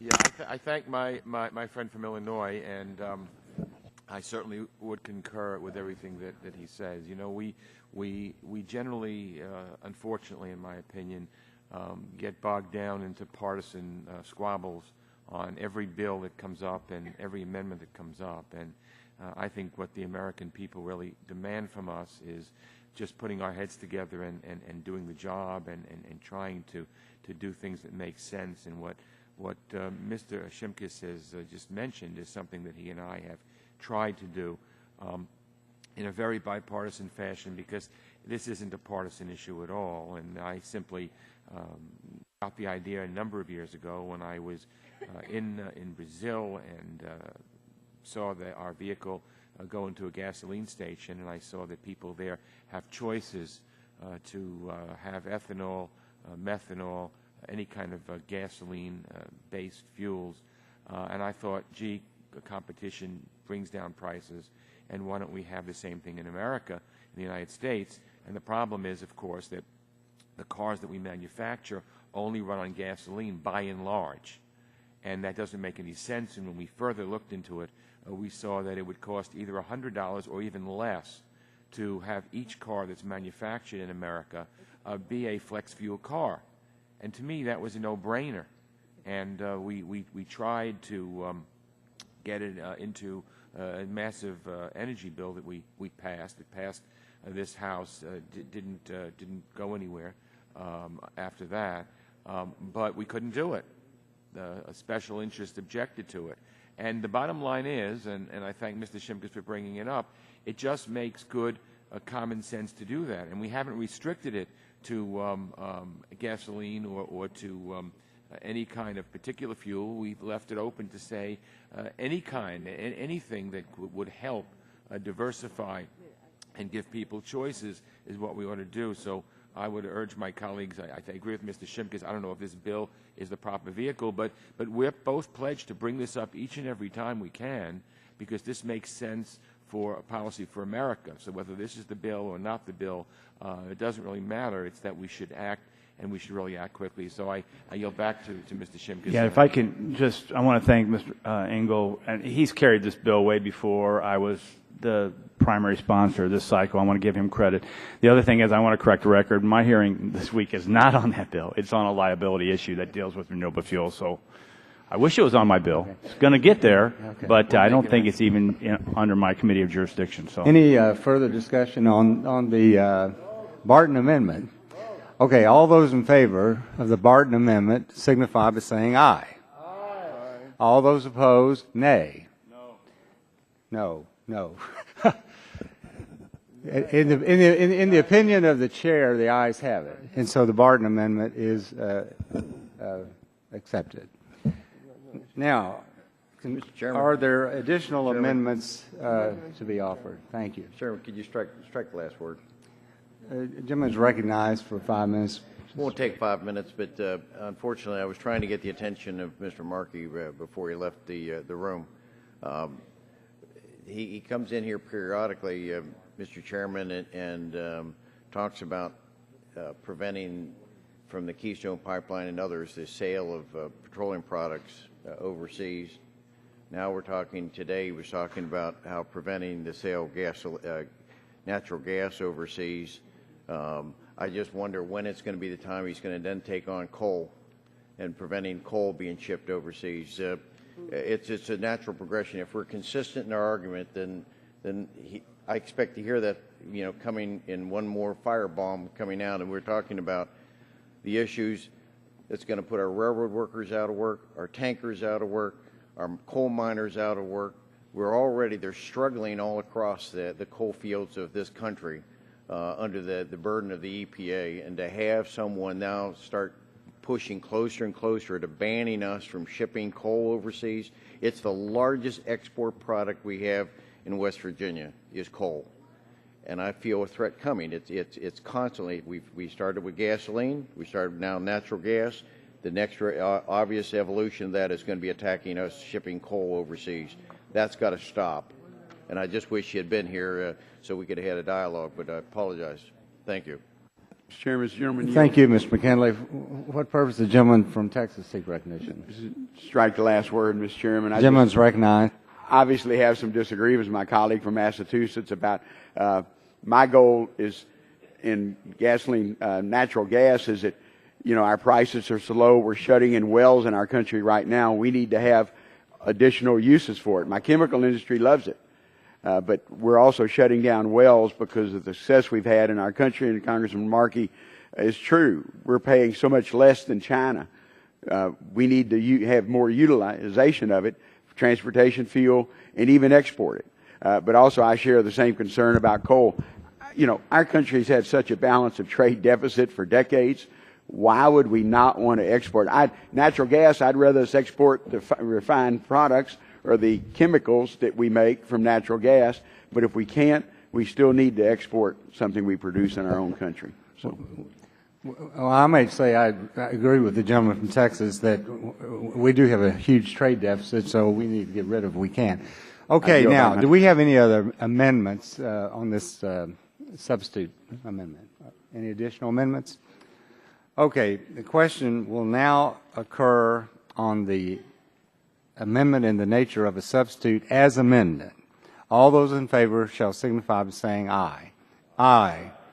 All those opposed, no. I thought y'all would vote for this since we had the Barton amendment on there, but the ayes have it, and the amendment is agreed to.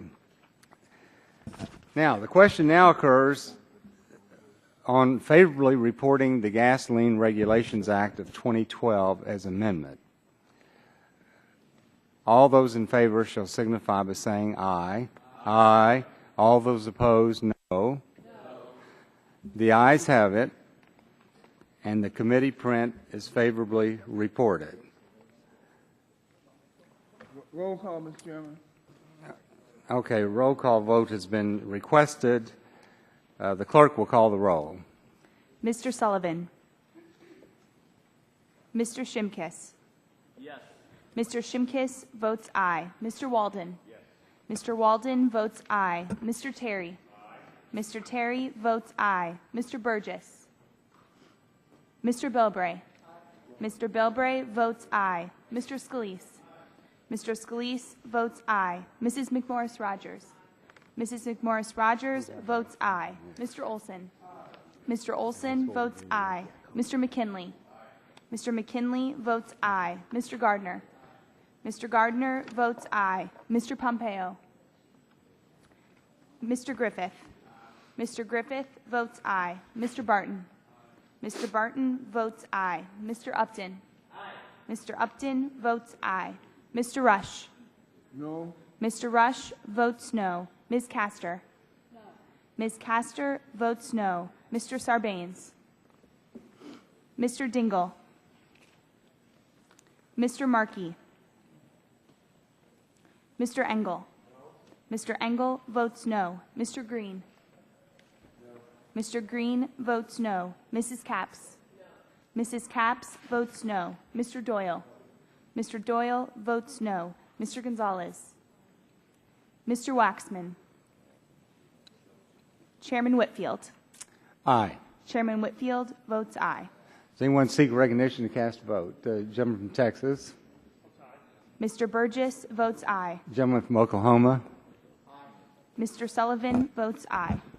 Gentleman from Massachusetts. Mr. Markey votes no. Gentleman from California. No. Mr. Waxman votes no. Anyone else seek recognition to vote? The clerk will report the result.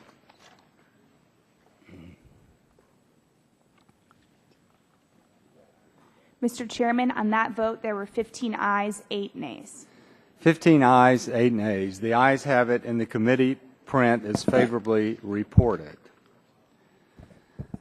The chair will now call up the Strategic Energy Production Act of 2012 and ask the clerk to report.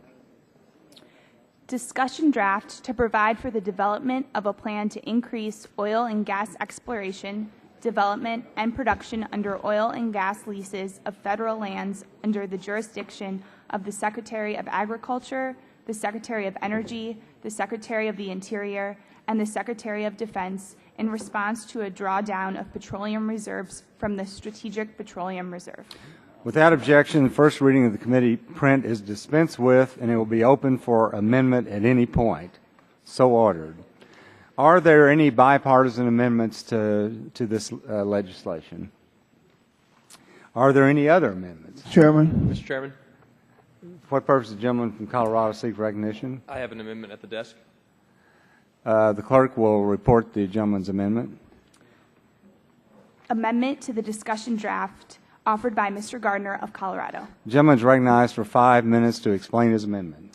I thank the Chairman. During our legislative hearing on the Strategic Energy Production Act, there was an issue regarding the use of exchanges and whether or not the bill would trigger the requirements under the bill if there was an exchange. And so what this amendment does is really get to that issue that was addressed at that 28th of March legislative hearing.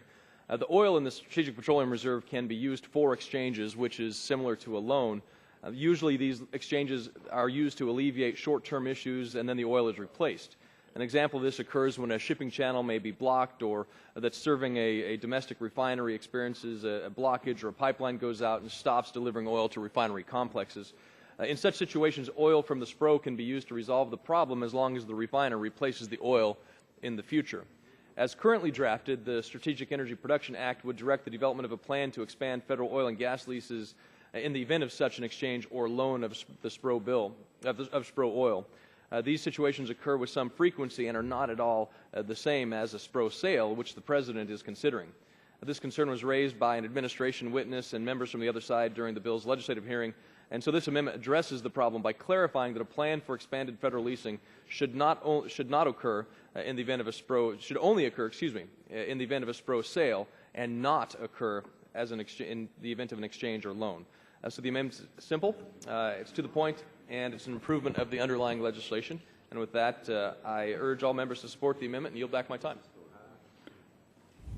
Mr. Chairman. Thank you. For what purpose does the gentleman from Texas seek recognition? Strike the last word. The gentleman is recognized for 5 minutes. I want to thank my colleague from Colorado for trying to address a concern I have. But the problem is also still with the bill and your amendment. I wish would, I don't know how we can fix it.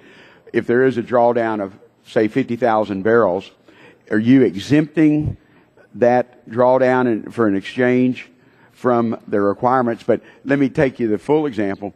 If the president, no matter who's president, because President Bush did it and President Obama's done it, if they decide to release 1 million barrels of oil, it's hard to quantify what you have in your bill on how they could then be required to lease space. I want them to lease space no matter what. I don't want to force them to do it. I don't want them to do it. But that's, I think, the problem. I appreciate you correcting some of the issue, but the issue is still getting the Department of Energy involved and, with the Department of Interior. And I think we ought to just push the Interior to release as much available space as we can, no matter what happens to the Strategic Petroleum Reserve. But I appreciate your effort on the amendment to help with the exchanges, and I yield back my time. The gentleman yields back his time. Is there further discussion on the Gardner amendment? Mr. Chairman. What purpose does the gentleman from Illinois seek recognition? I don't want to oppose the amendment, but... The gentleman's recognized 5 minutes.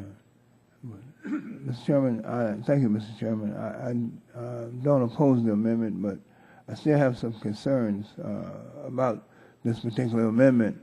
And, Mr. Chairman, at the hearing on this bill, there was extensive testimony from the Department of Energy that the bill would make it hard, if not impossible, to use SPRO to address critical oil shortages. Making it harder to use SPRO could impact our national security and limit our ability to meet our international obligations. And every member of this subcommittee should be concerned about that. Yet this amendment does not change that. During the hearing 2 weeks ago, my colleague from Texas, Mr. Green, made a very good point that the requirements of this bill will apply even to very small exchanges made to keep refineries in operation during shipping channel blockages, just as they apply to larger sales for national security. Mr. Gardner's amendment addresses one point. By exempting exchanges from the requirement but fails to address the greater concern, this onerous requirement would still apply to sales from the SPRO needed to address a global oil supply disruption. If unrest in the Middle East creates the need for a sale from the SPRO, our national security should not be held up by a bureaucratic planning requirement for land leasing. Mr. Gardner said yesterday in his opening statement that he does not want to create obstacles to the use of SPRO.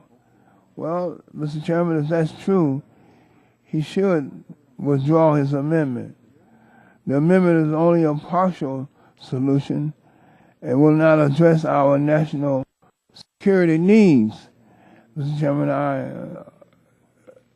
urge my colleagues to strongly consider what I've said on this amendment Will the gentleman and yield? this bill.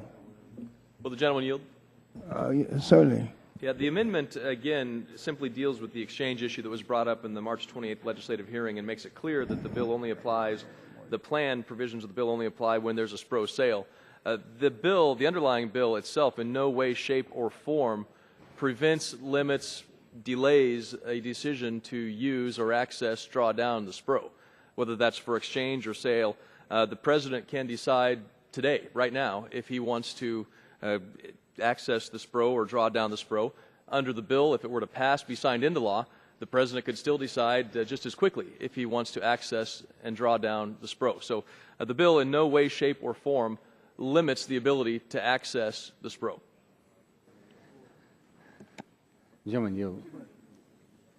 Yeah, well, I reclaim my time, but it seems as though the outcome and the effect of this bill was that while the President has that authority to decide, but it would make it much more difficult, and therefore it would delay the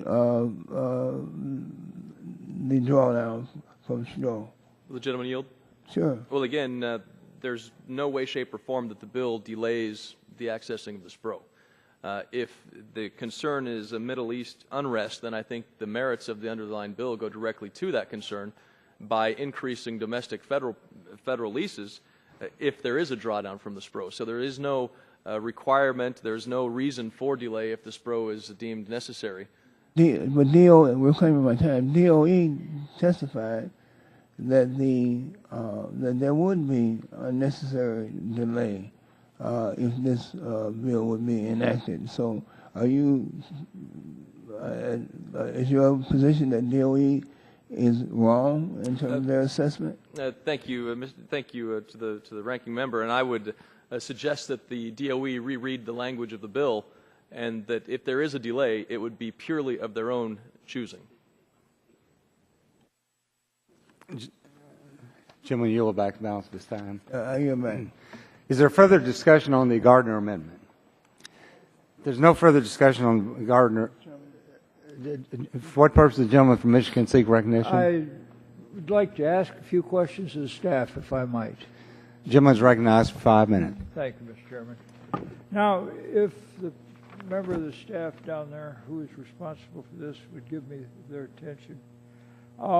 This says that all lands under the jurisdiction of the Secretary of Agriculture, Secretary of Energy, Secretary of Interior, Secretary of Defense will be subject to leasing. And then it excludes specifically the National Park System or the National Wilderness Preservation System. Is that correct? Yes. Okay. Now, let's try and see what other lands this might affect. the fish and wildlife refuges, those would be all opened then to this kind of drilling, would they not? Open for consideration to include in the plan, but not necessarily. It would be a determination by just yes or no. They would be subject to opening under this, would they not? Yes. Okay. Now, we have the little problem where we're always trying to see to it that we decide the ultimate fate of the Arctic Wildlife Refuge. Would this open that particular tract of land? Potentially. Okay. Would it also open, for example, refuge lands that are on the Great Lakes, which are currently closed to drilling? Would that include drilling of refuges on the Great Lakes? It is a determination to be made by the Secretary in coordination with the other. Yes. Could potentially. Okay. Would it also, for example, affect other areas which are sensitive for one reason or another because of environmental concerns? Areas, for example, under rivers or bays like Puget Sound or the Chesapeake, where we have refuges? Determination to be made by the Secretary in consultation with the other secretaries. So the answer again is yes. Now, what conditions or protections would this legislation leave for these kinds of sensitive areas? For example, the refuges. There is an organic statute in the refuge system, and there also is a statute which controls drilling in the refuge system. Would this impact how those statutes are working? Can you tell me where in the legislation there would be a prohibition against overriding rules that are imposed on agencies like the Forest Service or the Park Service or the Fish and Wildlife Service in their protection of refuges? Nothing in the legislation changes existing law with respect to land management practices. You can give me that, but can you show me where that is said specifically in the legislation? Nothing in the legislation says that it would change it, so as a legal matter, it doesn't change it. Mr. Chairman, I thank you for your courtesy. I am yielding back 1 minute and 11 seconds. Thank you, Mr. Dingell. Is there further discussion on the Gardner amendment? No further discussion. The question will now occur on adoption of the Gardner amendment. Those in favor will signify by saying aye. Aye. Those opposed, no. In the opinion of the chair, the ayes have it, and the Gardner amendment is adopted. Are there further amendments to the legislation? Mr. Chairman, For what purpose, the I gentleman have an from- amendment into this. Clerk Rush will- 057. The clerk will report Rush 057.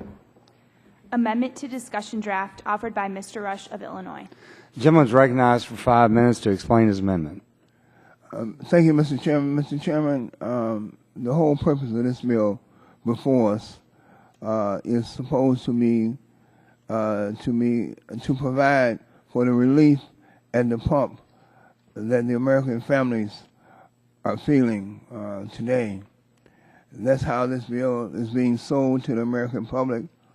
So I'm offering a simple amendment that would ensure that we are delivering on that promise. My amendment states that, and I quote, not later than 90 days after the date of this act, the administrator of the EIA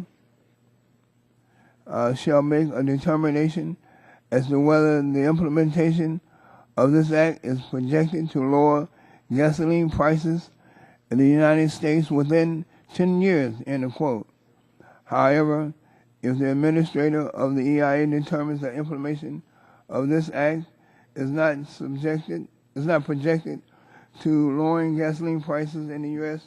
within 10 years, then Section 2 of this Act will sunset and will cease to be effective. Mr. Chairman, there are many technical concerns in this bill, including the fact that the Department of Interior currently has authority over gas and oil leasing on federal lands, and the Department of Energy has no expertise in this area. Additionally, as Chris Smith, the Deputy Assistant Secretary for Oil and Natural Gas in the Office of Fossil Energy at the Department of Energy, testified, this bill will complicate use of SPRO and potentially reduce its effectiveness. In the subcommittee hearing, Mr. Smith noted that the bill, and I quote, would make it more difficult for SPRO to achieve its mission to respond promptly to supply interruptions with emergency crude oil. It would also limit DOE's ability to manage the SPRO on a day-to-day basis, in which releases occasionally are necessary for the routine maintenance and operation of the reserve, end of quote. Mr. Chairman, while I believe there are serious technical flaws within this bill, my amendment will go directly to the substance of what this bill claims to do. And simply put, if this bill does not reduce the price at the pump for the American families, then the provisions of this bill will not go into effect. Nothing more and nothing less. Mr. Chairman, let this subcommittee put its money where its mouth is, so to speak, and assure the American people that Congress is really working to address their most pressing concerns, and we're not simply trying to score some vague political points, or we're not trying to undermine the present administration. Our constituents put us here to actually solve problems, and not just to point fingers, and not to distract from the issues that are affecting them on a daily basis. And my amendment will ensure that we are doing just that. So, Mr. Chairman, I urge all of my colleagues to support the Russia amendment, and with that, I yield back the balance of my time. Gentleman yields back balance of time. For what purpose does the gentleman from Colorado seek recognition? Strike the last word. Gentleman is recognized 5 minutes. Thank you, Mr. Chairman. And I oppose the amendment, and I agree that the purpose for all of us being here today is to solve problems. And so I thank the gentleman from Illinois for agreeing that that's what we're here to do today. And I think if the President determines that drawing down the SPRO is necessary because of a supply problem, and he wishes to lower the price by increasing supply, then we indeed need to solve the problem, and that is the problem of supply. And that's what the bill is intended to do, is to increase supply by making available more leases for energy production. However, the bill specifies that the plan that will move forward with increasing leases is to be developed 180 days after the date on which the Secretary executes the drawdown. So within 90 days of the enactment of this act, there may not be a drawdown, which means there would be no plan put in place to allow for more federal leases. So the amendment says that 90 days after the date of enactment of this act, to study the implementation of the act. Well, there's no plan to study 90 days after the implementation of this act unless within the next 90 days the President decides to draw down the SPRO. So I believe that this amendment misses the mark and would oppose it because, again, 180 days after the drawdown is when the bill is to actually execute its purpose. Gentleman yields back his time. If there's no further discussion, what purpose does the gentleman from California seek recognition? Thank you very much. Strike the last word. Gentleman is recognized 5 minutes. I want to speak in favor of the Rush Amendment. It's a welcome attempt to bring some truth in advertising to this legislative exercise. The oil industry and my Republican colleagues would like us to believe that we drilled to the last drop and roll back environmental safeguards, the gasoline prices will fall. And that, of course, is a fantasy because we're talking about a world global market. Spikes in oil prices come from turmoil in the Middle East or growing demand in China and India. We know this because this is what the experts tell us, and we've seen it happen. And we've seen U.S. oil production, even at an 8-year high, and gasoline prices are still spiking. We know this because this is what other countries experience, and I use the Canadian example where they're oil independent. They even export oil, and they're still paying the same prices in Canada for gasoline that we're paying. The Republicans argue that the current high gas prices are President Obama's fault because even though U.S. oil production is up overall, slightly more of that production is coming from private lands and slightly less from public lands compared to previous years. The Russia amendment simply requires supporters of this bill to put up or shut up. If the Energy Information Administration projects that this bill will lower gasoline prices now or in the future, the bill goes into effect as drafted. But if the bill is not projected to lower gasoline prices, the provisions authorizing the Department of Energy to set leasing plans for the Departments of Interior and Defense will not go into effect. So if you are confident this bill will reduce gasoline prices, and I am certainly not confident, I don't believe it, the Republicans who support the bill should have no concerns with this amendment. And I want to join Mr. Rush and my colleagues who support this amendment, urge all of us, both sides of the aisle, to support the Rush amendment. Yield back the balance of my time. Gentleman yields back balance of his time. If there's no further discussion on the Rush amendment, the question will now occur on adoption of the Rush amendment. Those in favor shall signify by saying aye. Aye. Those opposed shall signify by saying nay. Nay. In the opinion of the chair, the noes have it. The Rush amendment is defeated. The question will now occur on favorably reporting the Strategic Energy Production Act of 2012 as amendment. All those in favor shall signify by saying aye. Aye. All those opposed, no. No. In the opinion of the chair, the ayes have it. The gentleman has asked for a roll call vote. The clerk will call the roll. Mr. Sullivan. Mr. Shimkus. Mr. Shimkus votes aye. Mr. Walden. Aye. Mr. Walden votes aye. Mr. Terry. Mr. Burgess. Mr. Bilbray. Mr. Scalise. Aye. Mr. Scalise votes aye. Mrs. McMorris Rogers. Mr. Olson. Mr. McKinley. Mr. McKinley votes aye. Mr. Gardner. Aye. Mr. Gardner votes aye. Mr. Pompeo. Mr. Griffith. Aye. Mr. Griffith votes aye. Mr. Barton. Mr. Upton. Aye. Mr. Upton votes aye. Good Mr. Rush. No. Mr. Rush votes no. Ms. Castor. Ms. Castor votes no. Mr. Sarbanes. Mr. Dingle. Mr. Dingle votes no. Mr. Markey. Mr. Markey votes no. Mr. Engel. Mr. Engel votes no. Mr. Green. Mrs. Capps. Hey, Corey. Mr. Doyle. Mr. Gonzalez. Mr. Waxman. Mr. Waxman votes no. Chairman Whitfield. Aye. Chairman Whitfield votes aye.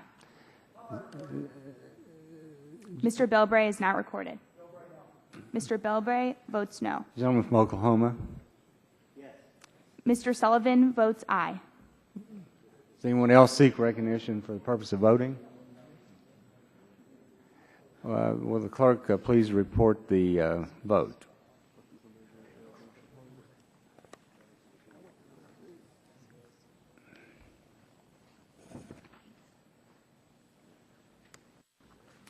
Mr. Chairman, on that vote, there were 9 ayes, 7 nays. The ayes have it, and the committee print is favorably reported. Without objection, staff is authorized to make technical and conforming changes to the committee prints approved by the subcommittee today. And without objection, I would like to enter into the record some material relating to the Gasoline Regulation Act letters of support that we neglected to bring forward earlier, and also a letter relating to the Gardner legislation. Without objection, I would simply ask that these be submitted in the record as well. So ordered. Without objection, the subcommittee now stands adjourned.